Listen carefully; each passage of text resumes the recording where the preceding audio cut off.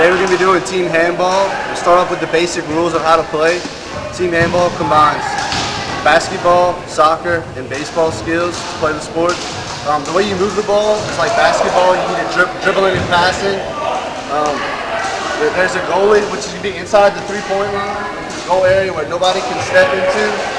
He can use hands or feet, but all the court players have to use just above the weight, just their hands. They can't use their feet. And the shot is like a throw into the goal. There's 6 court players and 1 goalie, so it's really 7-on-7, but 6-on-6 on the actual court. And the shot for handball is going to be a 3-step shot. And I'm right-handed. So my first step is going to be my left foot, then my right foot, then my left foot again. And I want to get as close to the goal box as I can be. And then when I jump up, I have to let go of the ball before I come down inside of the shot wouldn't count. So it looks like this.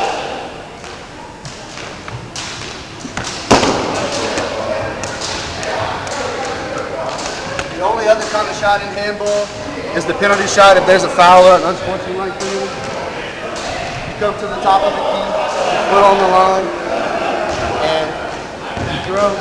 It's almost like pitching. You come over, step in, release the ball, and follow through.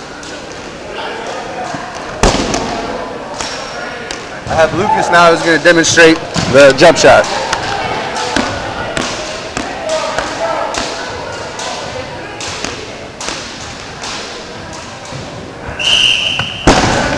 Good. Way to release the ball at the highest point.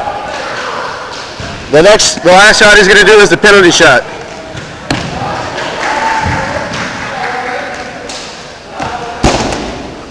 Good. And that's team handball.